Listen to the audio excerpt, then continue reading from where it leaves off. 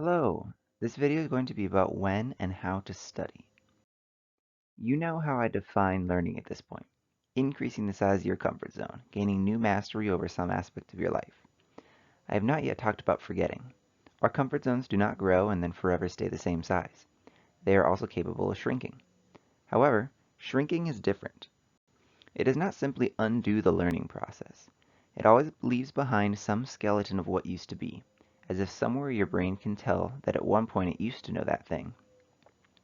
You can go out and reconquer that territory and have full mastery over it again.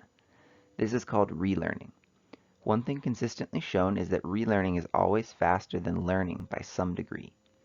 Someone in their 60s who took a single foreign language class in high school and then never thought about it again will still relearn that material faster in their 60s than if they had never taken the class.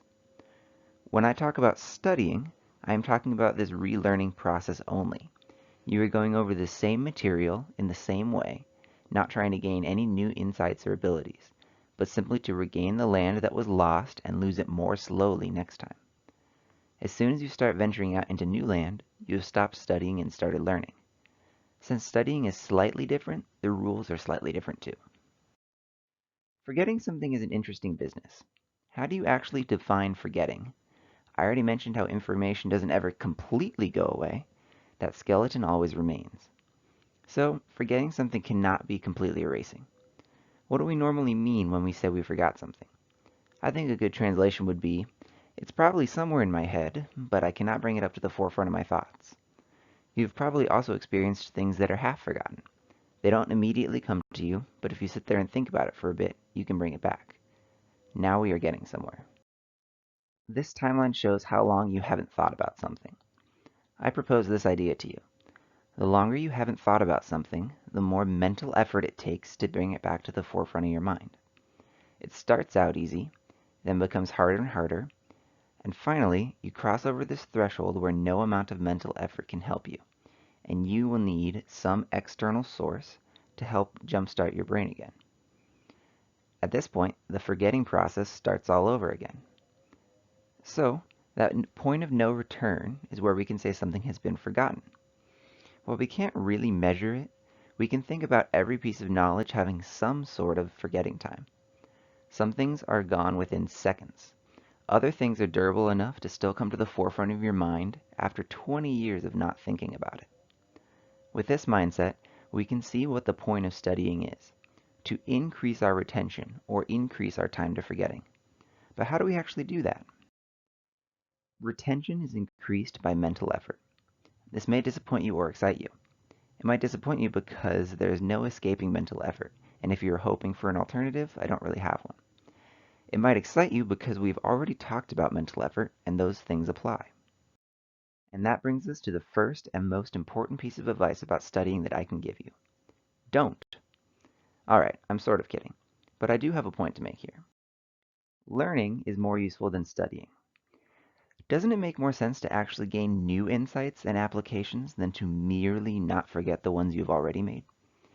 The problem with studying is that it only works on retention, while active learning works on mastery of the material, and coincidentally, that mental effort also increases your retention. If you actively learn the material thoroughly enough, you might never need to sit down and quote-unquote study. The free retention from mentally wrestling with the material might be sufficient. However, there is absolutely a time and place for just studying, so it is still worth knowing how to do it right, which brings us to our next principle. Active studying requires more mental effort than passive studying. This is really the same concept as active versus passive learning. You should be striving to do as much remembering as possible and only use your notes or references to bail yourself out as little as you can. You might have noticed on this graph before that I said it takes mental effort to remember things. Well, mental effort is what we are after, right? So we can use this graph as a roadmap to active study. The key is to actually do a bit of forgetting. Then at an opportune time, put in the mental effort. That effort simultaneously resets the forgetting time and increases your retention slightly. If you do it excessively often, you don't get that forgetting time and you don't put in too much mental effort. Repeating the same thing over and over again doesn't take nearly as much mental effort as dragging it back from a half-forgotten state. On the other hand, if you wait too long, you run the risk of accidentally forgetting the material and needing to bail yourself out. Looking at your notes or some reference is passive studying. It resets the timer, but you don't get any of the mental effort benefits. So to recap, wait an appropriate amount of time, do the remembering yourself, and repeat. How long is an appropriate amount of time? Hard to say. It really depends on how much retention you already have. But here's a good thing to remember. Every time you do it successfully, you can wait longer the next time. The mental effort you put in counts towards your retention, which is the whole point, right? Every time you successfully remember something, it will take you a bit longer to forget it the next time.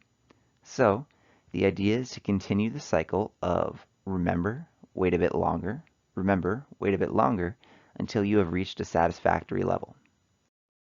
You can do this in several ways.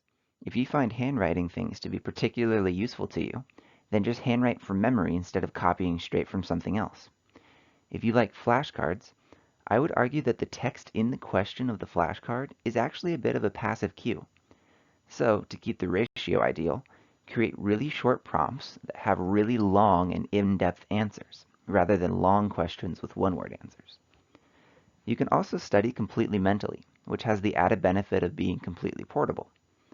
When I study after a class, I pace around my house and repeat out loud everything I can possibly remember that we talked about. Then I go through my notes and see what I missed. Another good idea is to explain a concept from front to back to someone unfamiliar with the subject. It simultaneously acts to expose any holes in your understanding, and you get to increase your retention since you have to actively remember the information to do the teaching. And of course, make your own practices. Don't conform yourself to this short list. Take the principle and make good practices. I also highly recommend using active studying for learning people's names. I recently decided that people's names are incredibly important and I need to do a much better job of remembering them.